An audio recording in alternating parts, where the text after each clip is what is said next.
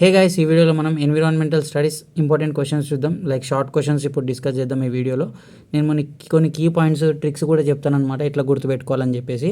So మనకి ఇది semester 1 Osman university sex సబ్జెక్ట్కి ఉందన్నమాట. ఓకే, ఏ యూనివర్సిటీలో అయినా సరే మీకు ఈ సబ్జెక్ట్ ఉంటే కనుక ఇవి ఇంపార్టెంట్ క్వశ్చన్స్ అనమాట. సో మీరు వీడియో యూస్ఫుల్ అవుతుంది. అండ్ ఏంటంటే మనకి షార్ట్ క్వశ్చన్స్ వచ్చేసి 10 మార్క్స్ ఉంటుంది గైస్. అంటే టూ షార్ట్ క్వశ్చన్స్ రాస్తే 10 మార్క్స్ వస్తాయి, అంటే ఒకటి 5 మార్క్స్కి. అండ్ లాంగ్ క్వశ్చన్స్ వచ్చేసి ఈ 30 మార్క్స్ అనమాట. సో ఒకటి 15 మార్క్స్, 2 రాయాల్సి ఉంటుంది. సో 13 మార్క్స్ అనమాట, 30 మార్క్స్. సో 30 + 10 వచ్చేసి 40 మార్క్స్ పేపర్ అనమాట ఓవరాల్కి ఇది. సో గైస్ మనకి పాసింగ్ మార్క్స్ అయితే 15, ఓకేనా. సో 15 మార్క్స్ రాస్తే మనం పాస్ అయిపోవచ్చు. సో ఈ మోస్ట్లీ నేను ఇప్పుడు ఇవి ఇచ్చే పీడిఎఫ్ చదువుకోండి, పీడిఎఫ్ ఇస్తాను, చదువుకోండి, మీరు ఈజీగా గెట్ ఇన్ అవుతారనమాట. So guys let's begin without any delay. Yeah, what is environmental study అంటే it is the relationship between human and environment, ఓకేనా. So human and environment like ప్రకృతికి మానవునికి సంబంధం గురించి, ప్రకృతికి మానవునికి ఉన్న సంబంధాల గురించి చదువుకోవడమే ఎన్విరాన్మెంటల్ స్టడీస్ అనమాట, ఓకేనా. So like ecosystem, climate and biodiversity, what are all these అనేది నేను తర్వాత ఎక్స్ప్లెనేషన్లో చెప్తా ఉంటాను. సో లైక్ మీరు కూడా ఇవి మెన్షన్ చేయాల్సి ఉంటుంది అనమాట, ఓకేనా. Study of relationship between human and environment, okay. Human and environment is called environmental studies, okay. The goal, అసలు ఎందుకు చదవాలి, గోల్ ఏంటి, ఎన్విరాన్మెంటల్ స్టడీస్ మనం ఎందుకు చదవాలి అంటే మనం ఇప్పుడు ఛాలెంజింగ్గా అడ్రస్సెస్ అనమాట. ఇప్పుడు చాలామంది పొల్యూషన్ ఎక్కువ అవుతుంది, ఓకే, జనాలు డిఫరెంట్ డిసీజెస్ వస్తున్నాయి. వాట్ ఈస్ ద రీజన్, అవన్నీ రాకుండా ఉండాలంటే మనం ఏం చేయాలి, ప్రకృతిని ఎలా ప్రొటెక్ట్ చేసుకోవాలనేది తెలుసుకోవడం కోసమే ఎన్విరాన్మెంటల్ స్టడీస్ అనేది చేస్తామన్నమాట. సో బేసిక్గా ఎన్విరాన్మెంటల్ స్టడీస్లో కీ కాంపోనెంట్స్ ఏంటి, ఏమేమి బ్రాంచెస్ ఉంటాయి ఇందులో అంటే, ఒకటి ecology and biology, okay. So జీవశాస్త్రం, మనం మానవుని గురించి కూడా చదువుతాం అనమాట. లైక్ లైఫ్ భూమి మీద జీవుల గురించి కూడా అన్నిటి గురించి చదువుతాం అనమాట. And next environmental science, okay, ప్రకృతి గురించి చదవడం, చెట్లు పక్షుల గురించి చదవడం. అండ్ జాగ్రఫీ, సో ఈ భూమి గురించి చదవడం, గాలి గురించి చదవడం, నీటి గురించి చదవడం, ఎందుకంటే ఇవన్నీ పొల్యూట్ అవుతున్నాయి కదా.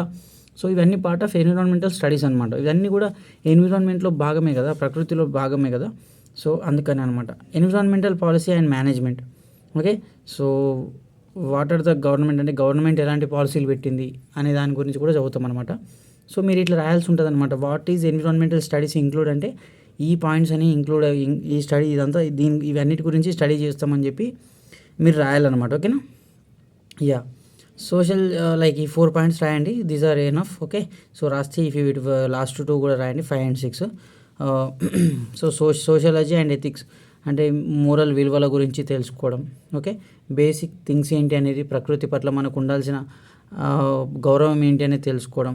నెక్స్ట్ సస్టైనబిలిటీ, ఫ్యూచర్ జనరేషన్స్ని కాపాడుకోవాలి, ఎందుకు ఏంటి అనేది ఈ వీడియోలో తెలుసుకుంటాం అనమాట. సో ఈ సబ్జెక్ట్ ఎన్విరాన్మెంట్ సబ్జెక్ట్లో తెలుసుకుంటాం అనమాట.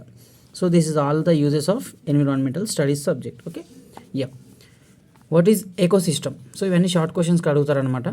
ఎకోసిస్టమ్ అంటే ఏంటి, it is the inter connected system అనమాట. ఇంటర్ కనెక్టెడ్ అంటే ప్రకృతికి like plants, animals and microbes, చిన్న చిన్న క్రిమి కీటకాలు, జంతువులు, చెట్లు, వీటన్నిటికీ, అండ్ మళ్ళీ ఎయిర్, వాటర్, సాయిల్, క్లైమేట్, భూమి, నీరు, నిప్పు, ఆకాశం, ఓకే, గాలి, ఇవన్నిటికీ ఉన్న రిలేషన్ అనమాట. సో ఇదంతా ఇంటర్ కనెక్షన్ అనే దాన్ని ఏమంటాం అనమాట మనం, ఈ సిస్టమ్ని ఎకోసిస్టమ్ అని అంటాం, ఓకేనా. So it can be very, okay, పెద్ద సైజు నుంచి చిన్న సైజ్. లైక్ ఇప్పుడు ఒక పాండ్ ఉంది, స్మాల్ సైజ్ పాండ్ ఉంది, అక్కడ ఏముంటాయి, చిన్న చిన్న నీళ్ళు ఉంటాయి, ఆ నీళ్ళ లోపలనే తాబేలు, ఏవో చేపలు, అవును. సో అదొక ఎకోసిస్టమ్ అనమాట. ఆ పర్టికులర్ అది ఒక సైజ్, ఆ పార్ట్ని ఏమంటాం, అదొక టైప్ ఆఫ్ ఎకోసిస్టమ్, ఓకేనా. Next biotic components, okay. What are the biotic components, biotic components అంటే గైస్ లివింగ్ థింగ్స్ అనమాట, ఓకేనా. సో లివింగ్ థింగ్స్ ఏంటి, మన ప్రొడ్యూసర్స్ కానీ, చెట్లు are the living things, okay. Plants, algae, అవన్నీ కూడా ఏమైనా ఫుడ్ ప్రొడ్యూస్ చేసాయి, సన్లైట్ని యూజ్ చేసుకొని ఫుడ్ ప్రొడ్యూస్ చేసాయి. సో ఆ ప్రొడక్షన్ ప్రాసెస్ని మనం ఏమంటాం, ఫోటోసింథసిస్ అంటాం, ఓకేనా. సో ఫోటోసింథసిస్ అనే వర్డ్ ఇంపార్టెంట్, మనం చైల్డ్హుడ్లో చాలాసార్లు నేర్చుకునే ఉంటాం, ఓకే. నెక్స్ట్ వచ్చేసి consumers, okay. Consumers are heterotrophs అనమాట. హెటిరోట్రోప్స్ అంటే వీళ్ళు వాళ్ళంతా వాళ్ళు ఫుడ్ని ప్రొడ్యూస్ చేసుకోరు, దే డిపెండ్ ఆన్ అదర్స్ అనమాట, ఓకేనా. లైక్ ఎట్లా అంటే ప్రైమరీ కన్జ్యూమర్స్, అండ్ కన్జ్యూమర్స్ని కూడా 3 టైప్స్గా డివైడ్ చేసారు అనమాట. ఫస్ట్ వన్ వచ్చేసి primary consumers, secondary consumers and tertiary consumers. Okay, primary consumers అంటే వాళ్ళు ప్రొడ్యూసర్స్ నుంచి ఫుడ్ తీసుకుంటారు. లైక్ ఇప్పుడు మనం మనుషులం అంటే మనం సెకండరీ కిందికి వస్తాం అనమాట. ప్రైమరీ అంటే ఇప్పుడు లైక్ జంతువులు జింకలు, ఆవులు అలాంటివన్నీ ఏంటంటే గడ్డి తింటాయి కదా, చెట్ల నుండి తింటాయి. సో అట్లాంటి చెట్లను తినే వాటిని ఏమంటాం, ప్రైమరీ కన్జ్యూమర్స్ అంటాం. సో వాటిని హెర్బివోరస్ అని అంటాం అనమాట. సెకండరీ కన్జ్యూమర్స్ని ఏమంటాం, కార్నివోరస్ ఆర్ ఓమ్నివోరస్ అంటాం. కార్నివోరస్ ఆర్ ఓమ్నివోరస్ ఏంటంటే కార్నివోరస్ ఏమంటే మాంసం తింటాయి అనమాట. మాంసం తింటాయి. ఈ ఎట్లా అంటే సపోజ్ మనం మాంసం తింటాం. అండ్ ఓమ్నివోరస్ అంటే రెండు జంతువు లైక్ మనం చెట్లను తింటాము, లైక్ ఆకుకూరలు తింటాము, మాంసం తింటాం. ఓకేనా. సో బేసిక్గా బ్రాహ్మిన్స్ వాళ్ళు తినరు, but other people, the Hindus mostly they don't like taking non veg. మిగతా వాళ్ళందరూ కూడా నాన్ వెజ్ తింటారు. ఓకేనా. సో వాళ్ళని ఏమంటాము, ఓమ్నివోరస్ అని అంటారు. ఓకేనా. Next tertiary consumers. So tertiary consumers వచ్చేసి టాప్ ప్రిడేటర్స్ అనమాట. సో వీళ్ళు ఏంటంటే డీకంపోజర్స్. టెర్షరీ వీళ్ళు లైక్ ఎగ్జాంపుల్స్ ఎట్లా అంటే ప్రిడేటర్స్ లైక్ ఇప్పుడు డీకంపోజర్స్, సూక్ష్మ జీవులు, అవి చనిపోయిన ఆర్గానిజమ్స్ తింటాయి కదా. సో వాటిని మనం టాప్ ప్రిడేటర్స్ అంటాం అనమాట. So that type of animals are called decomposers are top tertiary consumers are top predators. ఇక్కడ ఉంది చూడండి, డికంపోజర్స్ అని చెప్పేసి లైక్ ఫంగై, బ్యాక్టీరియా. సో ఇవన్నీ కూడా టెర్షరీ కిందికి వస్తాయి అనమాట. ఓకేనా. సో ఇవి చనిపోయిన జీవుల నుంచి న్యూట్రియంట్స్ తీసుకుంటాయి. నెక్స్ట్ వచ్చేసి బయోటిక్ కాంపోనెంట్స్ అయిపోయింది. Now we are discussing abiotic components. Okay, non living things అనమాట. సో సన్లైట్ కానీ ఫిజికల్ ఫ్యాక్టర్స్ ఏముంటాయి, నాన్ లివింగ్ థింగ్స్ అంటే which don't have life. Okay, movements ఉండవు బాడీలో, అలాంటి బ్లడ్ సర్క్యులేషన్ అట్లా ఏం లేకుండా ఉండేవాటిని అబయోటిక్ అంటారు. ఓకేనా. సో ఫిజికల్ ఫ్యాక్టర్స్ అంటే sunlight, temperature, humidity, soil composition, ఇవన్నీ కూడా ఫిజికల్ ఫ్యాక్టర్స్ మనకు నేచర్లో దొరికేవి. అండ్ కెమికల్ ఏంటి, nitrogen, phosphorus, oxygen, sulphur, chlorine, argon, ఇలాంటి టైప్ ఆఫ్ కెమికల్స్. సో ఇవన్నీ కూడా అబయోటిక్ కాంపోనెంట్స్ అనమాట. సో లైఫ్ ఉన్నయేమో వీటిపైన డిపెండ్ అయి ఉంటాయి, అబయోటిక్ కాంపోనెంట్స్ పైన. So biotic and abiotic are interdependent అని రాయొచ్చు మనం. ఓకేనా. సో అదనమాట. నెక్స్ట్ వచ్చేసి ఎనర్జీ ఫ్లో అవుతూ ఉంటుంది. ఇక్కడ నుంచి ప్రైమరీ కన్జ్యూమర్స్ నుంచి లైక్ ఫస్ట్ ఏమో సన్లైట్ నుంచి చెట్టుకు అంటే ప్లాంట్స్కి వెళ్తుంది ఎనర్జీ. ఆ ప్లాంట్స్లో ఉన్న ఎనర్జీ మళ్ళీ మనుషులకు వస్తుంది, మనం తింటాం కాబట్టి. మనుషులకు, జంతువులకు అన్నిటికి వస్తుంది అంటే. సో అట్లా ఎనర్జీ ఫ్లో జరుగుతూ ఉంటుంది అనమాట ఎకోసిస్టంలో. నెక్స్ట్ వచ్చేసి nutrient cycling. Okay, nutrient cycling, nitrogen, carbon factor ఇలాంటివి జరుగుతూ ఉంటాయి అనమాట. సో ఇదంతా గుర్తుంటే రాండి 2 పాయింట్లు, లేకపోతే నథింగ్. బయోటిక్ కాంపోనెంట్స్ ఏంటి, అబయోటిక్ కాంపోనెంట్స్ ఏంటి అనేది రాస్తే సరిపోతుంది. నెక్స్ట్ వచ్చేసి వాట్ ఈస్ బయోడైవర్సిటీ. బయోడైవర్సిటీ అంటే ఏంటి మనకు తెలిసిందే, like plants, animals, fungi, micro organisms, ఇవన్నిటిని కలిపితే బయోడైవర్సిటీ అంటాం. సో ఇవన్నీ ఇంక్లూడ్ అయి ఉంటాయి. సో మనకేంటంటే ecosystem stability, like what is biodiversity అంటే ఇవన్నిటిని కలుపుకుంటే బయోడైవర్సిటీ అంటాం. Plants, animals, fungi, micro organisms. Okay, so అన్ని లివింగ్ ఆర్గానిజమ్స్. బయో అంటే లైఫ్. సో జీవుల గురించి చదువుకోవడం మొత్తం అనేది బయోడైవర్సిటీ అనమాట. ఫంగైకి లైఫ్ ఉంటుంది, ప్లాంట్స్ అండ్ యానిమల్స్కి లైఫ్ ఉంటుంది, మైక్రో ఆర్గానిజమ్స్కి లైఫ్ ఉంటుంది. So that is what the biodiversity is. Okay, so importance ఎందుకు, అసలు ఇవన్నీ మనకు అవసరమా భూమి మీద? ప్లాంట్స్ అవసరమా, చెట్లు అవసరమా, యానిమల్స్ అవసరమా అంటే అవసరమే. ఏ ఒక్కటి లేకపోయినా ప్రాబ్లం అవుతుంది. ఓకేనా. ఎకోసిస్టమ్ స్టెబిలిటీ ఉండాలి అంటే లైక్ బ్యాలెన్స్ అవ్వాలి. ఇప్పుడు నువ్వు చెట్లు భూమి మీద పెరిగిపోయి చెట్లు ఎవరు తినకపోతే అప్పుడు అంటే లైక్ ఏదైనా చెట్లకు సంబంధించిన ఫ్రూట్స్ కానీ, ఏమైనా లీఫీ వెజిటేబుల్స్ కానీ అలాంటివి మనం తినాలి. తింటేనే అక్కడ మనం బతకగలుగుతాం. సో మనం చనిపోయిన తర్వాత జంతువులు మనల్ని తింటేనే ఎన్విరాన్మెంట్లో మనం స్మెల్ రాకుండా డీకంపోజ్ అయిపోతాం. ఓకేనా. సో జంతువులు అంటే ఇన్ ద సెన్స్ అవి ఇన్సెక్ట్స్ అనమాట, లైక్ ఓకే డీకంపోజర్స్. సో అట్లా ఏదైనా కానీ ఒకదానిపైన ఒకటి డిపెండ్ అయి ఉండాలి. ఓకేనా. సో అది అందుకనే ఎకనామిక్ స్టెబిలిటీ ఉండాలి. కాబట్టి ఇవన్నీ యానిమల్స్ ఉండాలన్నమాట. నెక్స్ట్ వచ్చేసి ఎకనామిక్ వాల్యూ. సో ఇవన్నీ ఉన్నప్పుడే మన భూమి మీద సపోజ్ ఇండియాలో ఇవన్నీ ఉన్నప్పుడే మన ఎకనామీ కూడా మంచి స్టాండర్డ్లో ఉంటుంది. ఓకేనా, అది కంట్రీస్ డెవలప్ అవుతూ ఉంటాయి అనమాట. ఓకేనా, సో అగ్రికల్చర్ కానీ, ఫారెస్ట్రీ కానీ, ఫార్మాక్యూటికల్స్ కానీ, ఇవన్నీ ఒకదానిపైన ఒకటి డిపెండ్ అయి ఉంటాయి. ఓకే, ఇవన్నీ కూడా ఒకదానిపైన ఒకటి డిపెండ్ అయి ఉంటాయి కాబట్టి ఎకనామిక్ వాల్యూ కూడా జనరేట్ అవుతూ ఉంటుంది అనమాట.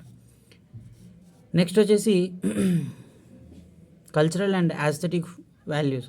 అంటే బయోడైవర్సిటీ అనేది ఇప్పుడు మనం చూస్తాం. ఇప్పుడు లైక్ ఇప్పుడు మన ఇండియాలో వచ్చేసి కల్చర్ ఇవన్నిటిని కూడా లైక్ మనం దేవుళ్ళను అంటే చెట్లను పూజించడం కానీ అట్లా జరుగుతూ ఉంటుంది. సో అట్లా కల్చరల్ వాల్యూస్ కూడా ఉంటాయి అన్నమాట. నెక్స్ట్ వచ్చేసి food and medicine. Okay, so food and medicines కూడా ప్రిపేర్ చేస్తాం కాబట్టి మనం ఈ చెట్లతోని ఫంగై వీటితోని ఫుడ్ అండ్ మెడిసిన్స్ కూడా ప్రిపేర్ చేస్తాం. సో అది కూడా important. Next climate regulation. So ఇవన్నీ ఉంటే ఏమవుతుందంటే క్లైమేట్ రెగ్యులేషన్ అనేది జరుగుతుంది అనమాట. ఓకేనా, సో కార్బన్ డైఆక్సైడ్ని అబ్జర్వ్ చేసుకోవచ్చు. సో నెక్స్ట్ వచ్చేసి డీకంపోజర్స్. సో డీకంపోజర్స్ గురించి మనం తెలుసుకున్నాం ఇంతకుముందే. What is decomposers? Okay, decay organic material. Decay అంటే మట్టిలో కలిపేయడం అనమాట. సో ఆర్గానిక్ మెటీరియల్ అంటే లైక్ మన బాడీ చనిపోయిన తర్వాత చెదలు పడతాయి. చెదలు అంటే పురుగులు తినిపోతాయి అంటారు కదా, సో అట్లా అనమాట. ఓకేనా, వాటిని డీకంపోజర్స్ అంటాం, చిన్న చిన్న పురుగులను. సో యానిమల్ వేస్ట్ కానీ, ఇప్పుడు సపోజ్ ఆవు పెండ పెట్టింది అనుకో, ఆ పెండను అది అట్లనే ఉంటే మట్టిలో కలిసిపోతుంది. సో మట్టిలో కలిసిపోవడానికి ఎవరు రీజన్ అంటే డీకంపోజర్స్ రీజన్. సో డీకంపోజర్స్ కూడా ఉండాలి భూమి మీద.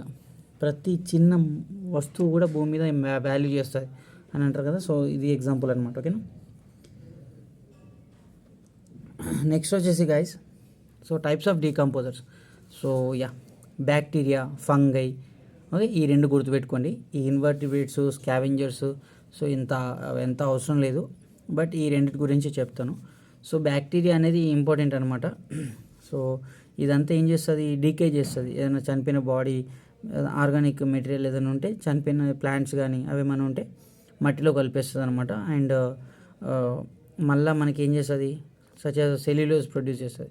ఇప్పుడు రైజోబియం బ్యాక్టీరియా ఉంటుంది. సో అదేం చేస్తుంది, మంచిగా చనిపోయిన వాటిని డీకంపోజ్ చేసి చెట్లకి సెల్యులోజ్ ఎనర్జీని, ప్రోటీన్ని ఇస్తుంది అనమాట. So such type of bacteria. Next వచ్చేసి ఫంగై అన్నప్పుడు మౌల్డ్, ఈస్ట్, మష్రూమ్స్ వీటన్నిటిని మనం ఫంగై అంటాం అనమాట. సో ఇవి కూడా చనిపోయిన ఆర్గానిజమ్స్ ఏమైనా ఉంటే వాటిని డీకే చేసి, ఇప్పుడు బ్రెడ్ ఉంది, ఒక బ్రెడ్ ప్యాకెట్ని మీరు గాల్లో పెట్టి అట్లనే పెట్టండి, ఒక వారం రోజుల తర్వాత ఆ బ్రెడ్ ఉంటుందేమో, లైక్ బ్రెడ్ ఉండదు, ఎందుకంటే ఆ బ్రెడ్ని మొత్తం ఫంగై తినేస్తుంది. ఓకేనా, సో లైక్ నెక్స్ట్ వచ్చేసి హాట్స్పాట్స్ ఆఫ్ బయోడైవర్సిటీ. అంటే it is not hotspot, it is hotspots. Okay, అంటే ఇప్పుడు లైక్ ఎట్లా అంటే అంటే అక్కడ ఎన్రిచింగ్ స్పీషీస్ అంటే జీవితాలు వివిధ రకాలు ఉంటాయి, జీవులు, పక్షులు, చెట్లు కానీ ఇప్పుడు అవి ఎండేంజర్ అయిపోతున్నాయి. సో అక్కడ ఇప్పుడు అన్నీ తగ్గిపోతుంది. అవి చెట్లను కొట్టేయడం కానీ, పక్షులను చంపేయడం కానీ, లేకపోతే ఈ వేడి వల్లనో చనిపోవడం కానీ అట్లా జరుగుతూ ఉందన్నమాట. సో అట్లా హాట్స్పాట్స్ అంటే ఇప్పుడు డేంజర్లో ఉన్న ప్లేసెస్ ఏమేమి ఉన్నాయి అని చెప్పేసి క్వశ్చన్ అడుగుతారనమాట. సో ఫస్ట్ వన్ వచ్చేసి Amazon rain forest. Amazon forest అనేది చాలా పెద్ద ఫారెస్ట్. అది కూడా ఇప్పుడు హాట్స్పాట్ అయిపోయిందనమాట. అంటే అక్కడ అన్ని చనిపోవడం, చెట్లను కొట్టేయడం అట్లా చేస్తున్నారు. సో అది ఎక్కడుంది, సౌత్ అమెరికాలో ఉంది. మీరు జస్ట్ అక్కడ దిస్ ఈజ్ ఎండమిక్ అంటే ఇన్ డేంజర్ అనమాట. ఓకేనా, యానిమల్ స్పీసీస్ చాలా ఉంటాయి. అండ్ సెకండ్ వన్ వచ్చేసి మదగాస్కర్. ఓకే, మదగాస్కర్ ఎక్కడుంది, ఇండియన్ ఓషన్. మదగాస్కర్ అనేది యూనిక్ బయోడైవర్సిటీ అనమాట. అక్కడ 90% వైల్డ్ లైఫ్ ఎక్కడ ఉండే, nowhere on the earth elsewhere. అంటే అక్కడ ఉన్న జీవులు భూమి మీద ఎక్కడ ఉండే అనమాట, అంత వింత జీవులు ఉంటాయి. ఓకేనా, అంత వింత బయోడైవర్సిటీ అది ఎక్కడుంది, మదగాస్కర్లో ఉంది. అది కూడా ఒక హాట్స్పాట్ అయిపోయింది అనమాట. హాట్స్పాట్ అంటే అక్కడ ఇప్పుడు ఎండేంజర్ అయిపోయింది, అక్కడ జీవులు బతకడం చాలా కష్టం అయిపోతుంది. అండ్ నెక్స్ట్ ఏంటంటే న్యూజిలాండ్లో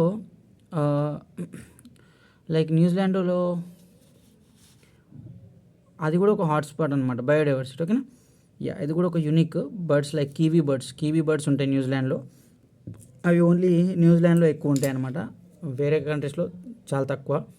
నెక్స్ట్ వచ్చేసి ట్రాపికల్ యాండీస్. ఇవన్నీ కంట్రీస్ కూడా డేంజర్లో ఉన్నాయి అనమాట. సౌత్ అమెరికా ఈ particular places tropical Andes. So మీరు ఎనీ 2-3 రాయండి సరిపోతుంది, షార్ట్ క్వశ్చన్ కాబట్టి. So what is food chain? Yeah guys, what is food chain? Just know మనం చెప్పిన ప్రొడ్యూసర్స్ ఉంటారు అండ్ ప్రైమరీ కన్జ్యూమర్స్ ఉంటారు, వాళ్ళనే హెర్బివోరస్ అంటారు. అండ్ సెకండరీ కన్జ్యూమర్స్ ఉంటారు, వాళ్ళనే కార్నివోరస్ ఆర్ ఓమ్నివోరస్ అంటారు. అండ్ లైక్ టర్సరీ కన్జ్యూమర్స్ ఉంటారు, వాళ్ళే లైక్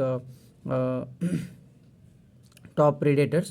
సో గాయస్, జస్ట్ చిన్న మిస్టేక్ ఏంటంటే నేను టర్సరీ కన్జ్యూమర్స్లోనే డీకంపోజర్స్ అని కూడా చెప్పాను ఇంతకుముందు, బట్ అది కాదు. టర్సరీ కన్జ్యూమర్స్ అంటే లైక్ లార్జ్ కార్నివోరస్ అనమాట. They eat only animals.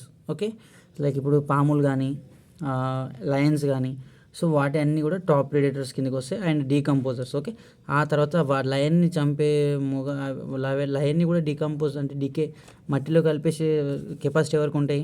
డీకంపోజర్స్కి ఉంటాయి అనమాట. వాటిని డెట్రివోరస్ అంటారు. ఓకేనా, సో ఇది సైకిల్ అనమాట. ఓకేనా, ఇట్లా ఫ్లో డయాగ్రామ్ వేయండి మీరు. Primary consumer producers, primary consumers, secondary consumers, tertiary consumers and decomposers. ఇవన్నీ ఏంటంటే ఒకదానిపైన ఒకటి డిపెండెంట్ అయితే ఉంటాయి. ఇక్కడ నుంచి ఇక్కడికి ఒకదానిపైన ఒకటి డిపెండ్ అయి ఉంటాయి అన్నమాట.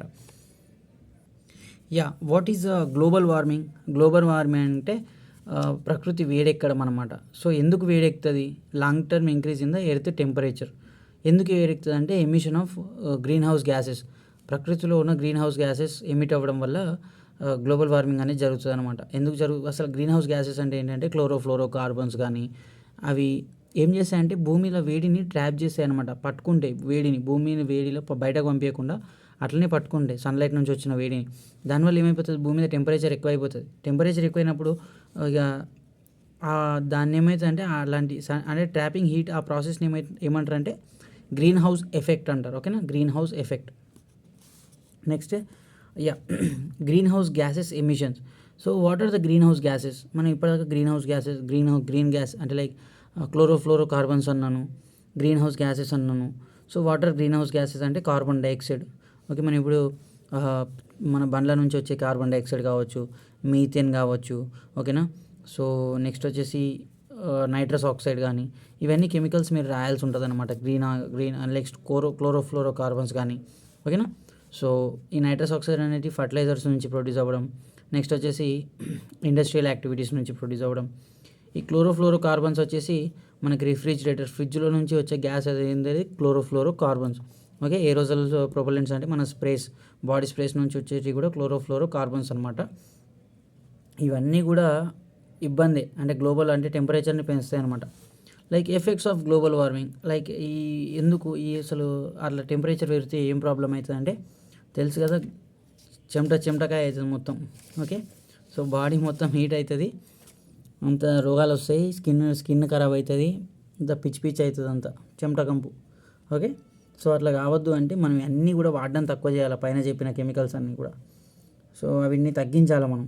నెక్స్ట్ రైజింగ్ టెంపరేచర్ రైజ్ అవుతుంది. ఓకే, వెదర్ ప్యాటర్న్లో చేంజెస్ వస్తాయి. వాన ఎప్పుడు పడను, ఎండ ఎప్పుడు పడను అర్థంగా, ఎండ కొట్టే టైంలో వాన పడుతుంది, వాన కొట్టే టైంలో ఎండ పడుతుంది. సో అట్లా అయిపోతుంది ఇప్పుడు. ఎందుకంటే బికాస్ ఆఫ్ దీస్ రీజన్స్ మనం ప్రకృతికి చేసే హానికారం వల్ల ప్రకృతి మనకి ఇస్తున్న రిటర్న్ అది. సో గైస్, నెక్స్ట్ ఏంటంటే melting ice and rising sea levels. Okay, so ఈ గ్లోబల్ వార్మింగ్ వల్ల ప్రాబ్లం ఏంటంటే ఐస్ గడ్డలు ఉంటాయి మొత్తం, లైక్ బర్ఫ్ ఉంటుంది మొత్తం ఎక్కడ ఓషన్స్లలో, అవి మెల్ట్ అయిపోయి ఏమవుతుంది, టెంపరేచర్ ఎక్కువైపోయి అక్కడ వాటర్ లెవెల్స్ అనేవి పెరుగుతున్నాయి అన్నమాట. అప్పుడు ఏమవుతుంది, నీళ్ళు అనేది భూమి మీదకి వస్తాయి, ఫ్లడ్స్ వస్తాయి, అంత ఉన్నాయన్నీ కొట్టుకపోతాయి, అట్లా ఉల్టా పుల్టా అయిపోతుంది అంతా. నెక్స్ట్ వచ్చేసి చేంజెస్ ఇన్ వెదర్ ప్యాటర్న్స్. ఇంతకుముందే చెప్పినాం, సైక్లోన్స్ వస్తాయి, స్టార్మ్స్ వస్తాయి. సో ప్రకృతి కోపం తిప్పేద్దు మనం. ఓకేనా, మొన్ననే రీసెంట్గా ఎర్త్క్వేక్ వచ్చింది. సో మీ ఏరియాలో వచ్చిందో రాలేదో కింద కామెంట్ చేయండి. ఓకేనా, యా. నెక్స్ట్ ఏం ప్రాబ్లం అయితే అంటే ఓషన్ వార్మింగ్ అండ్ యాసిడిఫికేషన్ అనమాట. ఓకేనా, సో భూమి మీద యాసిడ్ కండిషన్స్ అనేటివి పెరిగిపోతాయి. ఓషన్ వార్మింగ్ అంటే లైక్ సేమ్ ఇంతకుముందు మనం ఐస్ మెల్టింగ్ అన్నాం కదా, సో దానికి రిలేటెడ్ అనమాట, అంత స్పెసిఫై చేయాల్సిన అవసరం లేదు. Loss of biodiversity. సో ఇప్పుడు ఏమవుతుంది, బాగా టెంపరేచర్ పెరగడం వల్ల కొన్ని యానిమల్స్ అనేవి భూమి మీద ఎగ్జిస్ట్ కాలేవన్నమాట, అవి చనిపోతాయి. ఓకేనా, సో అట్లాంటి పరిస్థితి కూడా వస్తుంది అనమాట. నెక్స్ట్ ఇంపాక్ట్ ఆన్ అగ్రికల్చర్లో కూడా ఇంపాక్ట్ ఉంటుంది. ఎందుకంటే వెదర్ ప్యాటర్న్స్ చేంజ్ అవుతాయి కదా. సో ఎండాకాలం పడాల్సింది వానాకాలం పడాల్సింది ఎండాకాలం, అట్లా ఉల్టా అయితే. సో అప్పుడు అగ్రికల్చర్ వాళ్ళకి కూడా అర్థం కాదు అసలు ఏ పంట వేయాలా, ఏ టైంలో ఏం జరుగుతుందని చెప్పేసి. Next human health risk. Okay, so మనకు కూడా హెల్త్ రిస్క్ అనమాట. ఈ అడ్డమైన గ్యాసులన్నీ వస్తాయి, I mean okay, chlorofluoro carbon ఇలాంటి బాగా రిలీజ్ చేయడం వల్ల అట్లా ఇబ్బందులు వస్తాయి అనమాట, హెల్త్ ఇష్యూస్ కూడా వస్తాయి, బ్రీతింగ్ ప్రాబ్లమ్స్ అట్లాంటివి వస్తాయి. కాబట్టి so must be aware of it. Okay, అలాంటివి తక్కువ చేయాలి వాడడం. నెక్స్ట్ వచ్చేసి write about ozone layer depletion. Okay, write about ozone layer depletion. So what is ozone layer depletion అంటే మనకి భూమి మీద ఓజోన్ లేయర్ ఉంటుంది ఒకటి, అది ఏడు ఉంటుంది అంటే స్ట్రాటోస్ఫియర్లో ఉంటుంది. ఓకే, సో ఒక 20-25 కిలోమీటర్స్ ఎబో అక్కడ ఓజోన్ లేయర్ అనేది ఉంటుంది. సో గ్యాస్ అక్కడ ఏంటంటే ఓజోన్ లేయర్ డిప్లేషన్ దేనివల్ల జరుగుతుంది, ఆ ఓజోన్ లేయర్కి పొక్కలు పడుతున్నాయి అనమాట, రంధ్రాలు పడుతున్నాయి, హోల్స్ పడుతున్నాయి. అక్కడ నుంచి మళ్ళీ సన్లైట్ అనేది ఈ భూమి మీదకి డైరెక్ట్గా వస్తుంది. సో అది మళ్ళీ ఇబ్బంది అవుతుంది మనకి.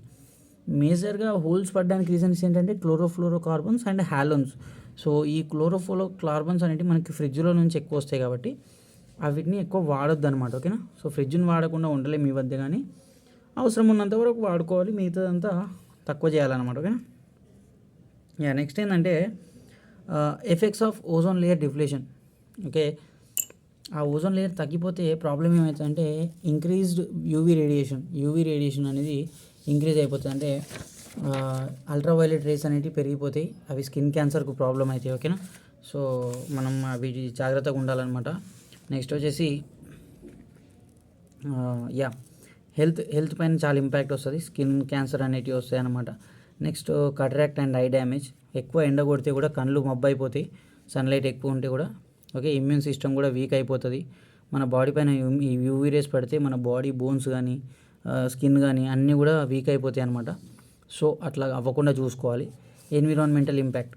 ఓకే, సో ప్రకృతి పైన ఎలాంటి ప్రభావం ఏమైనా పడుతుందా అంటే లైక్ డ్యామేజ్, ప్లాంట్స్కి డ్యామేజ్ జరగవచ్చు, మెరైన్ లైఫ్కి డ్యామేజ్ జరగవచ్చు. ఓకే, ప్లాంట్స్కి లైక్ సరిగా ఎండ బాగా కొట్టడం వల్ల ఎండిపోవచ్చు, చచ్చిపోవచ్చు.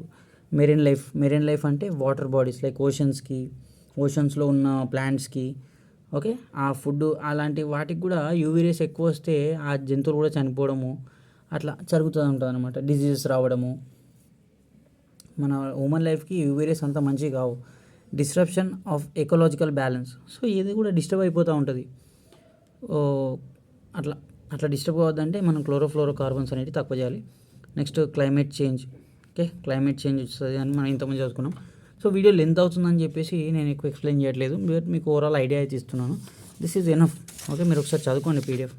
అండ్ నెక్స్ట్ వచ్చేసి importance of solid waste management. Okay, so what is the importance of solid waste management అంటే ఎన్విరాన్మెంటల్ ప్రొటెక్షన్. ఓకే, మనకి ప్లాస్టిక్స్ ఉంటాయి, లైక్ ఏదో న్యాచురల్ ఐటమ్స్ ఉంటాయి, అవన్నిటిని కూడా మనం ఒక మేనేజ్మెంట్, ఒక పద్ధతి ప్రకారం డిస్పోజల్ చేయాలన్నమాట. పట్టించుకోకుండా ఏడు జాడ పడేస్తూ ఉంటే అక్కడ నుంచి కూడా హార్మ్ఫుల్ కెమికల్స్ రిలీజ్ అయ్యి మన హెల్త్, మన లైక్ సరౌండింగ్స్ బాగా పాయిజనస్ అవుతుంది. తర్వాత హెల్త్ కూడా ఇబ్బంది అయిపోతుంది అనమాట. ఓకేనా, సో ఎన్విరాన్మెంటల్ ప్రొటెక్షన్. నెక్స్ట్ వచ్చేసి పబ్లిక్ హెల్త్లో లైక్ ఏంటంటే ఎందుకు ఇంపార్టెంట్ అంటే ప్రకృతిని కాపాడుకోవాలి కాబట్టి సాలిడ్ వేస్ట్ మేనేజ్మెంట్ చేసుకోవాలి. పబ్లిక్ హెల్త్, జనాల సంరక్షణ గురించి చూసుకోవాలి కాబట్టి సాలిడ్ వేస్ట్ మేనేజ్మెంట్ చేసుకోవాలి. ఓకే, సో నెక్స్ట్ వచ్చేసి రిసోర్స్ కన్జర్వేషన్ అంటే మనం మన భూమి మీద ఉన్న రిసోర్సెస్ మనకు అవసరమయ్యేవి అన్నీ కాపాడుకోవాలి అంటే మనం ఈ సాలిడ్ వేస్ట్ మేనేజ్మెంట్ అనేది చేసుకోవాలన్నమాట. ఓకేనా, నెక్స్ట్ వచ్చేసి ఎనర్జీ రికవరీ. మన ఎనర్జీ మనం రికవర్ చేసుకోవాలా. వేస్ట్ ఎనర్జీ లైక్ ఇప్పుడు ఏదో మ్యానుఫ్యాక్చరింగ్ లైక్ ప్లాస్టిక్స్ మ్యానుఫ్యాక్చర్ చేసినాం, వాటిని మళ్ళీ రీసైక్లింగ్ చేసుకుంటే మనకి లైక్ రీసైక్లింగ్ కానీ ఆ ప్లాస్టిక్స్ని మళ్ళీ మనం ఫర్దర్గా మనం లైక్ కొన్ని ఫ్యూయల్స్ లాగా వాడుకోవచ్చు అనమాట, ప్లాస్టిక్స్ని ఫర్దర్గా కన్వర్ట్ చేసి. సో అట్లా ఎనర్జీ రికవరీ చేసుకోవచ్చు అనమాట ఒకదాని నుంచి ఒకటి. అంతేగాని వేస్ట్ కాకుండా అంటే లైక్ ఎలక్ట్రిసిటీ, హీట్ కానీ జనరేట్ చేసుకోవచ్చు. అట్లా ఇవన్నీ యూజెస్ ఉంటాయన్నమాట. ఓకేనా, next water conservation. So what is water conservation? Management and prevention of water resources. Okay, so water resources for future generation is called water conservation. So water ఇంకుడు గుంతలు కట్టాలా, ఓకేనా. సో గ్రౌండ్ స్టోరేజ్ పిట్స్ అని రాయొచ్చు. And why water conservation is important అంటే environmental ప్రొటెక్షన్కి water conservation important. Wildlife ఏది బతకాల, భూమి మీద ఏం బతకాలన్నా కానీ నీళ్ళు కావాలా, నీళ్ళు లేనిది బతకలేం, ఓకేనా. So reducing energy consumption, okay. అంటే లైక్ వాటర్ సేవింగ్ ఎట్లా చేయొచ్చు, మనం ఎలక్ట్రిసిటీని తక్కువ వాడాలి. ఎలక్ట్రిసిటీని తక్కువ వాడితే మనం వాటర్ సేవ్ చేయొచ్చు. వాటర్ నుంచి ఎలక్ట్రిసిటీ ప్రొడ్యూస్ అవుతుంది. ఆ విషయం మీకు తెలిసే కామెంట్లో చెప్పండి, ఓకే. ఆ వాటర్ నుంచి ప్రొడ్యూస్ అయ్యే ఎలక్ట్రిసిటీని ఏమంటాము అని చెప్పి కామెంట్లో చెప్పండి తెలిస్తే. Next mitigation climate change, okay. Climate changes తగ్గించవచ్చు. వాటర్ని తక్కువ వాడకం వల్ల, వాటర్ని కాపాడడం వల్ల క్లైమేట్ చేంజెస్ తగ్గించవచ్చు. అండ్ సస్టైనబిలిటీ కూడా ఉంటుంది. Long term clean and safe life ఉంటుంది అనమాట. Yeah, these are all about small answers guys. We are done with the small answers and long answers అన్నీ కూడా నెక్స్ట్ వీడియో చేస్తాను by tomorrow. Thank you for support and like this video, share with your friends guys. మీరు ఈ వీడియోని like share చేస్తేనే నాకు next video చేయాలా వద్దా అన్న క్లారిటీ వస్తుంది. Thank you, bye bye. At least ఒక 150 లైక్స్ అట్లా చేయండి.